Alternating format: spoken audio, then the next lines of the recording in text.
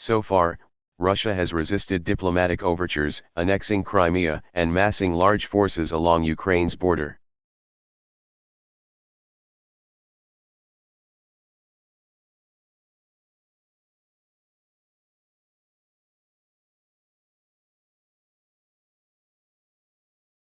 Russia has justified these actions as an effort to prevent problems.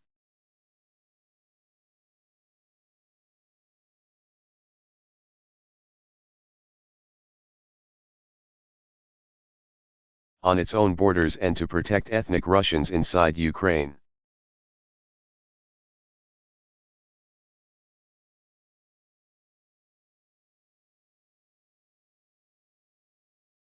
Of course, there is no evidence, and never has been,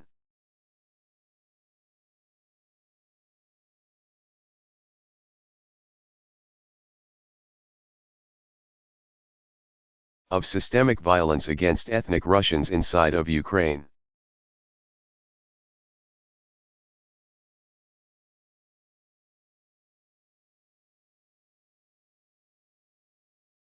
Moreover, many countries around the world face similar questions about their borders and ethnic minorities abroad.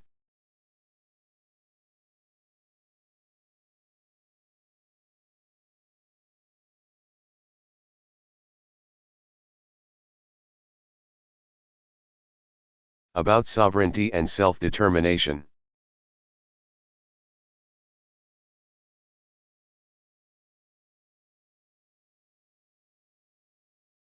These are tensions that have led in other places to debate and democratic referendums.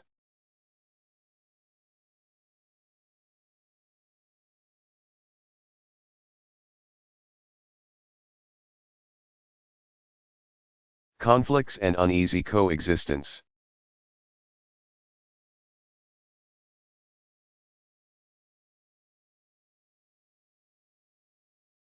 These are difficult issues, and it is precisely because these questions are hard that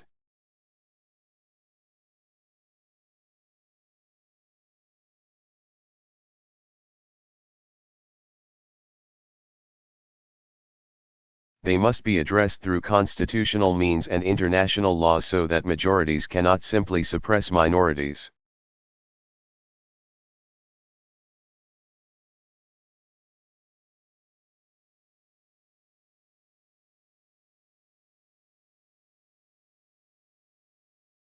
And big countries cannot simply bully the small.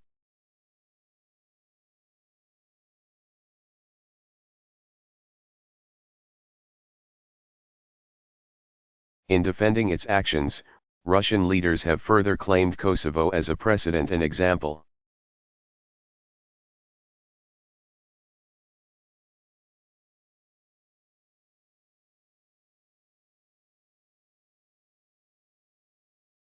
They say of the West interfering in the affairs of a smaller country, just as they're doing now.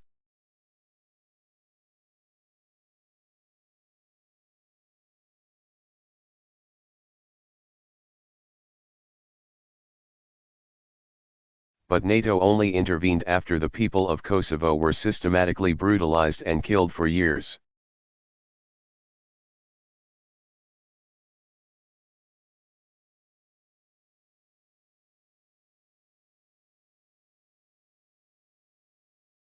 And Kosovo only left Serbia after a referendum was organized not outside the boundaries of international law.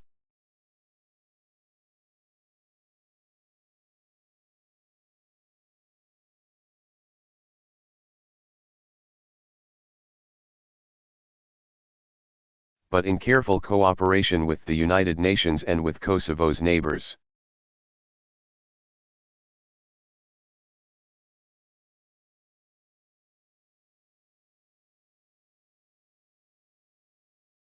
None of that even came close to happening in Crimea.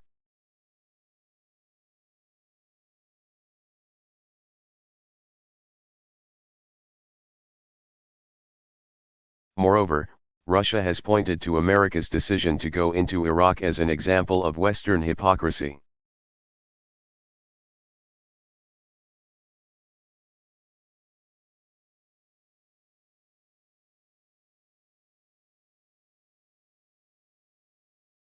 Now, it is true that the Iraq War was a subject of vigorous debate not just around the world.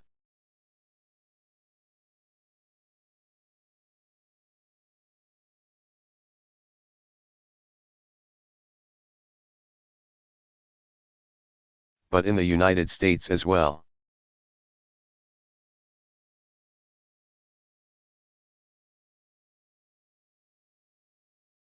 I participated in that debate and I opposed our military intervention there.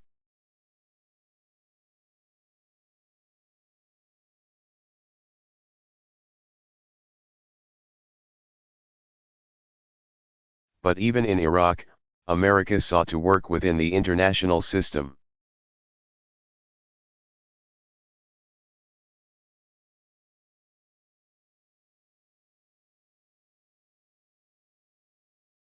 We did not claim or annex Iraq's territory.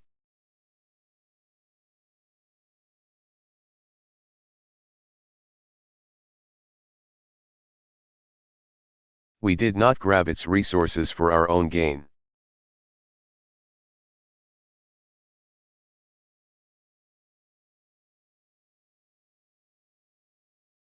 Instead, we ended our war and left Iraq to its people and a fully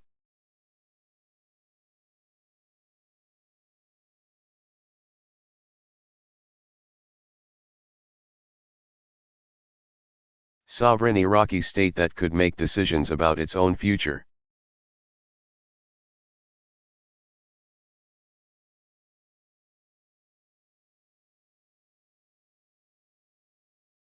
Of course, neither the United States nor Europe are perfect in adherence to our ideals.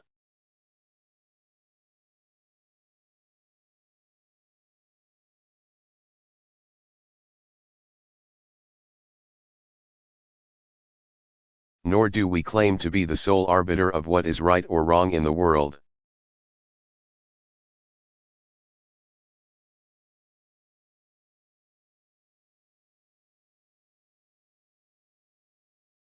We are human, after all, and we face difficult choices about how to exercise our power.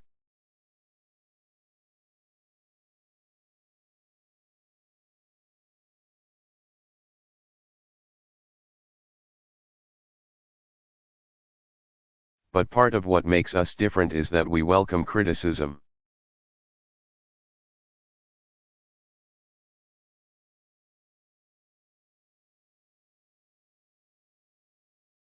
Just as we welcome the responsibilities that come with global leadership.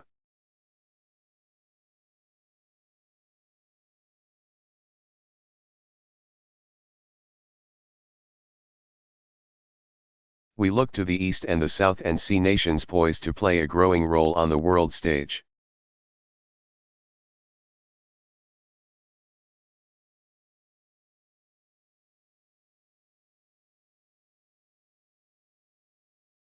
And we consider that a good thing.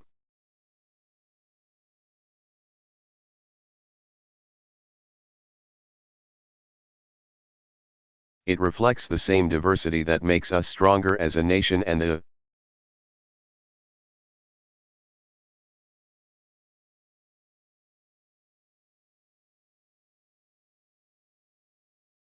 forces of integration and cooperation that Europe has advanced for decades.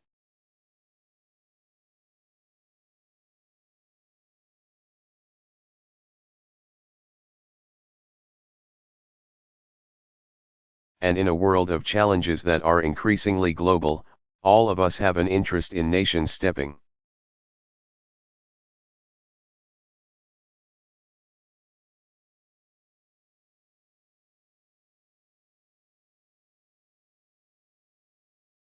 forward to play their part to bear their share of the burden and to uphold international norms.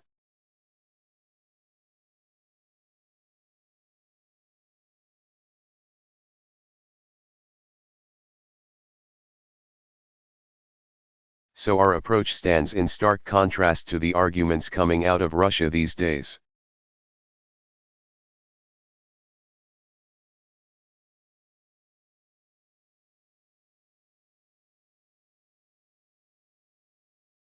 It is absurd to suggest as a steady drumbeat of Russian voices do that America is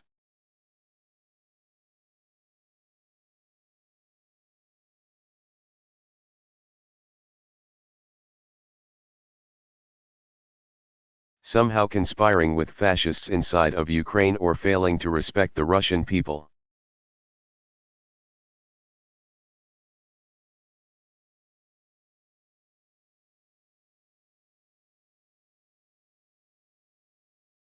My grandfather served in Patton's army, just as many of your fathers and grandfathers fought against fascism.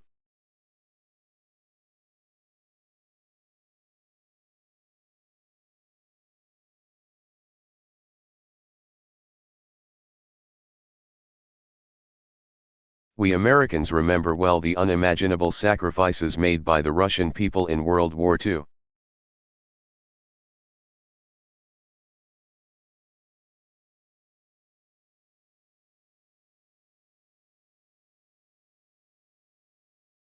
And we have honored those sacrifices.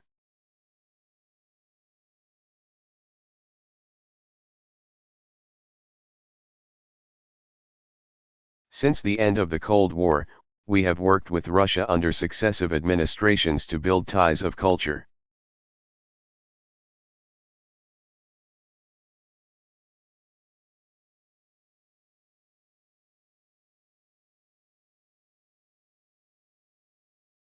And commerce and international community, not as a favor to Russia, but because it was in our national interests.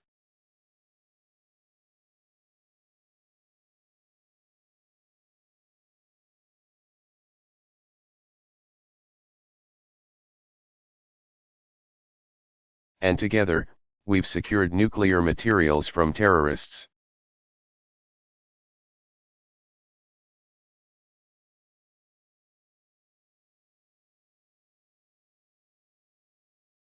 We welcomed Russia into the G8 and the World Trade Organization.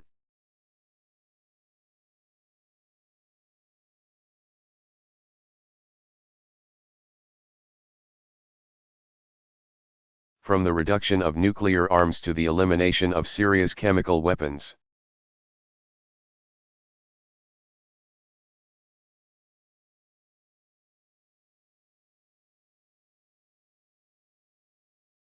We believe the world has benefited when Russia chooses to cooperate on the basis of mutual interests and mutual respect.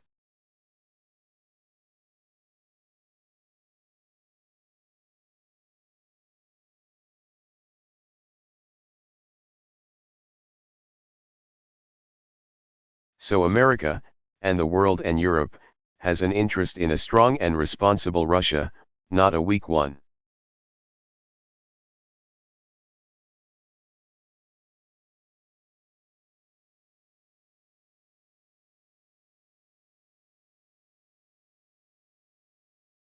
We want the Russian people to live in security.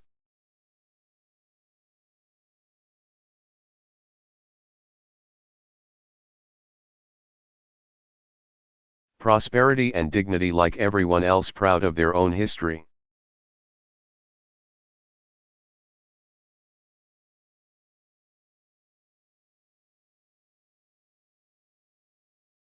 But that does not mean that Russia can run roughshod over its neighbors.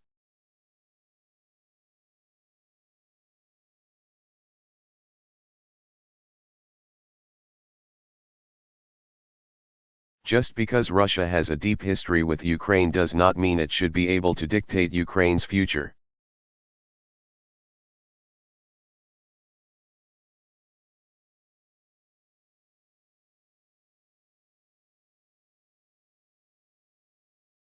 No amount of propaganda can make right something that the world knows is wrong.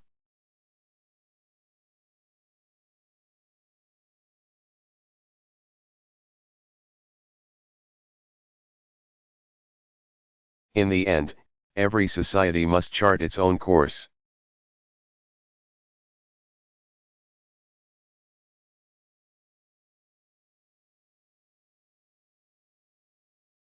America's path or Europe's path is not the only ways to reach freedom and justice.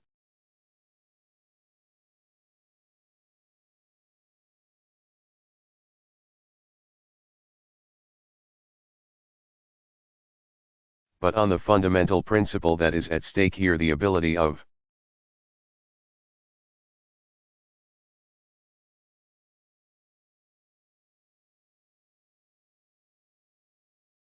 nations and peoples to make their own choices. There can be no going back.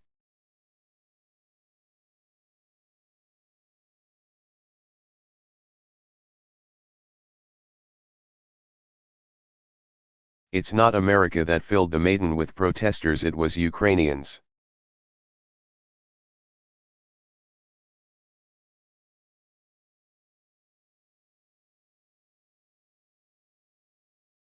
No foreign forces compelled the citizens of Tunis and Tripoli to rise up, they did so on their own.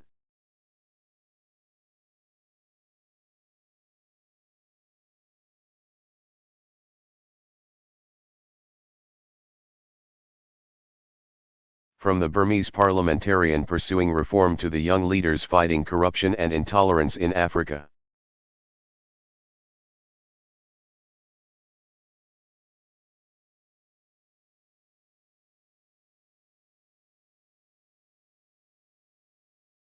We see something irreducible that all of us share as human beings, a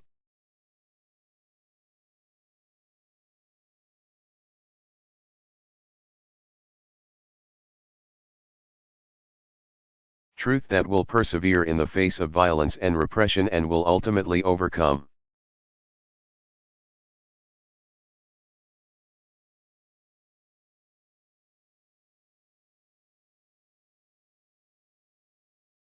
For the young people here today, I know it may seem easy to see these events as removed from our lives.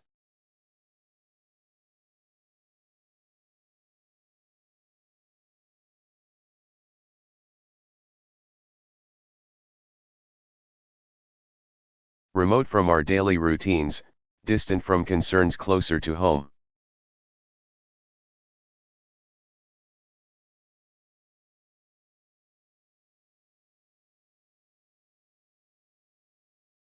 I recognize that both in the United States and in much of Europe there's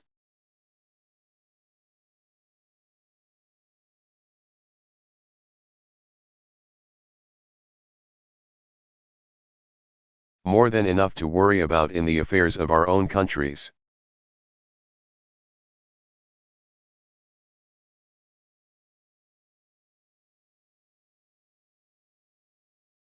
There will always be voices who say that what happens in the wider world is not our concern.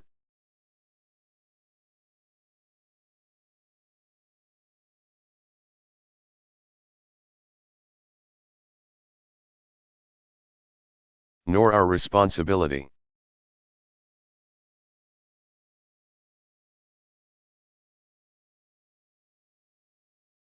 But we must never forget that we are heirs to a struggle for freedom.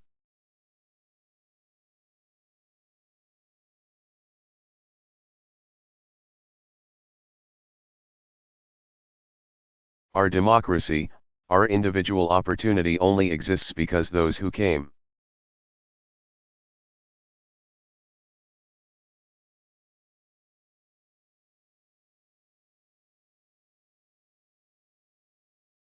before us had the wisdom and the courage to recognize that our ideals will only endure.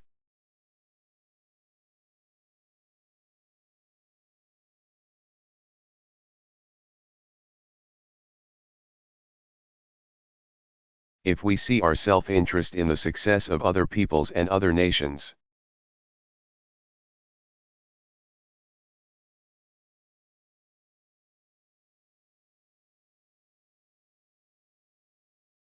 now is not the time for bluster.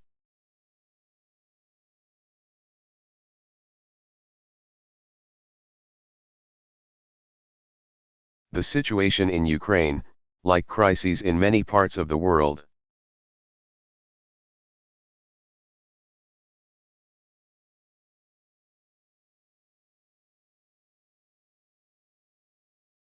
does not have easy answers nor a military solution.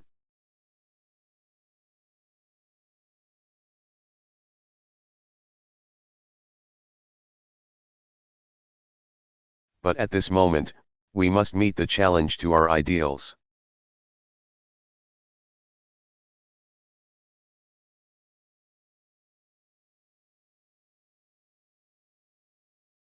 to our very international order with strength and conviction.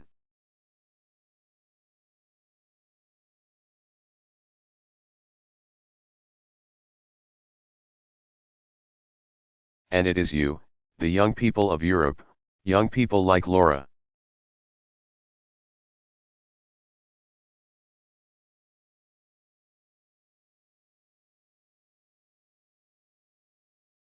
who will help decide which way the currents of our history will flow.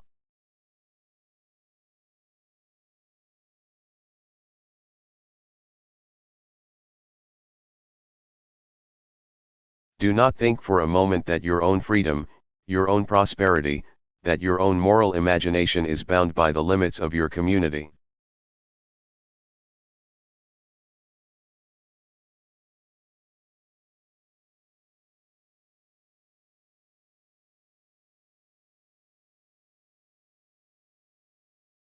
Your ethnicity, or even your country. You're bigger than that. You can help.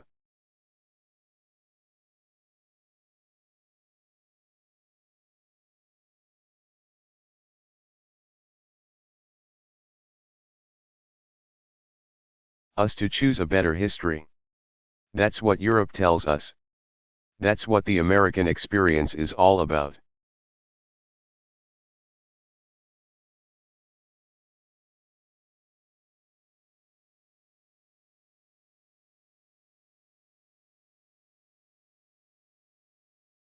I say this as the president of a country that looked to Europe for the values that are written into our founding documents.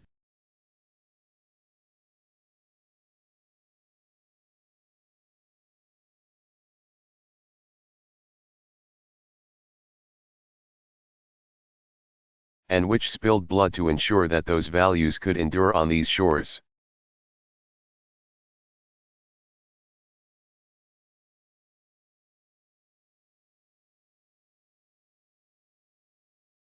I also say this as the son of a Kenyan whose grandfather was a cook for the British.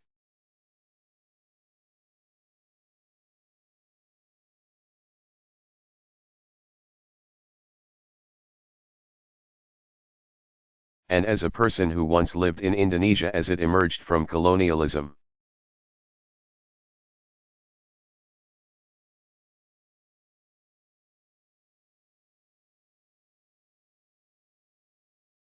The ideals that unite us matter equally to the young people of Boston or Brussels.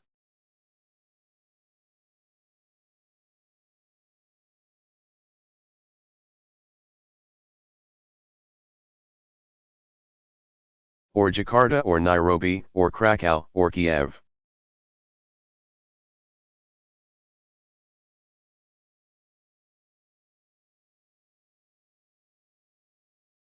In the end, the success of our ideals comes down to us.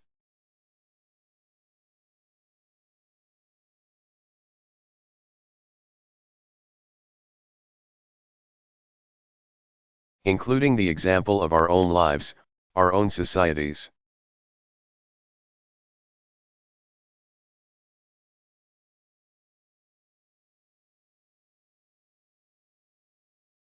We know that there will always be intolerance.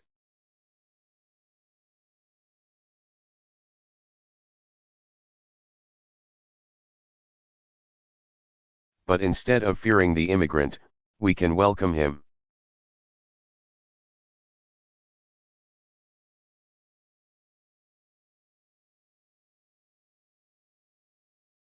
We can insist on policies that benefit the many, not just the few.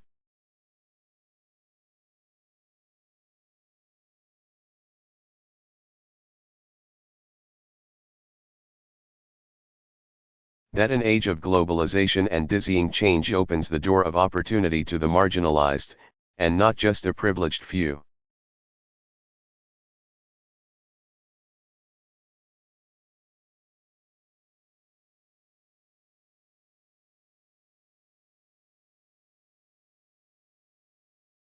Instead of targeting our gay and lesbian brothers and sisters, we can use our laws to protect their rights.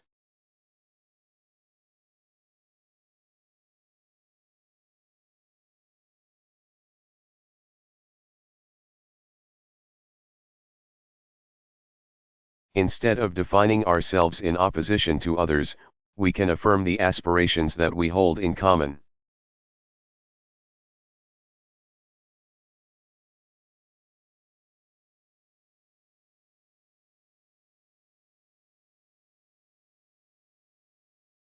That's what will make America strong. That's what will make Europe strong. That's what makes us who we are.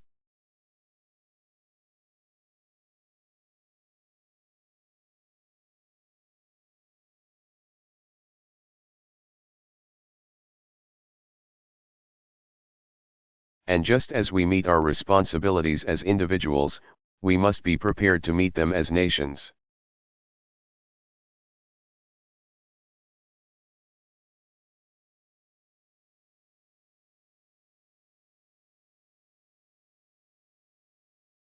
Because we live in a world in which our ideals are going to be challenged.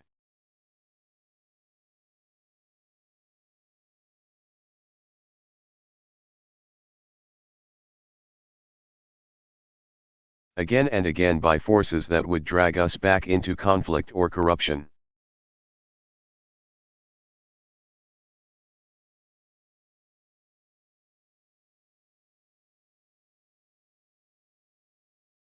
We can't count on others to rise to meet those tests.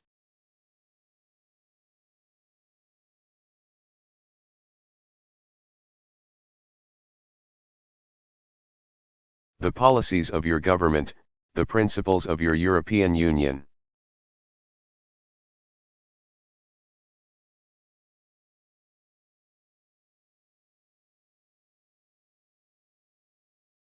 Will make a critical difference in whether or not the international order that so many generations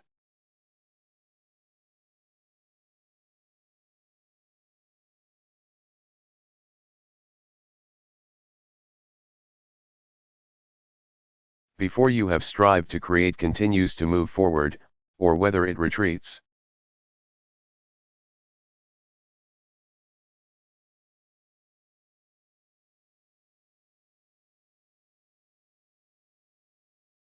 And that's the question we all must answer: what kind of Europe?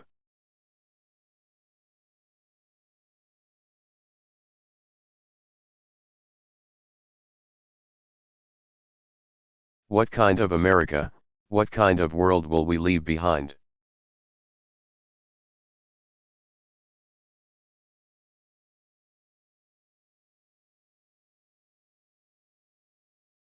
And I believe that if we hold firm to our principles, and are willing to back our beliefs with courage and resolve,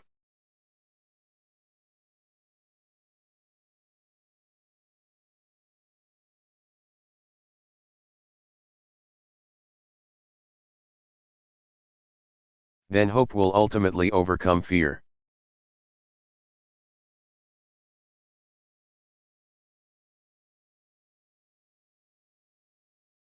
And freedom will continue to triumph over tyranny, because that is what forever stirs in the human heart.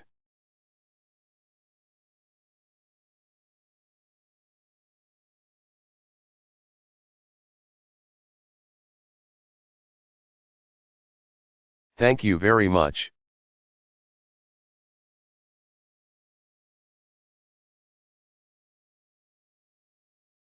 Barack Obama.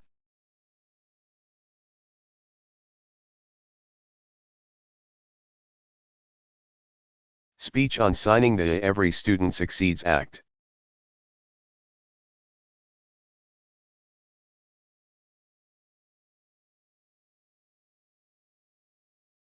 Delivered December 10, 2015, Eisenhower Building, Washington, D.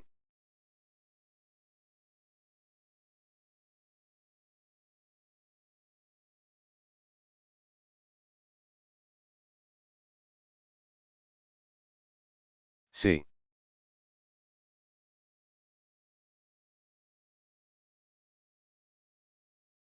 Welcome to the White House.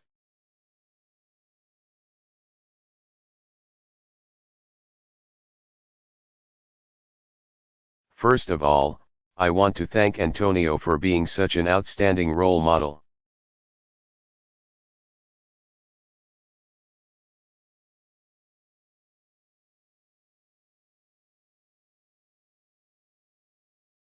Back in 2011 when he was much shorter, I visited Kenmore Middle School and saw firsthand there.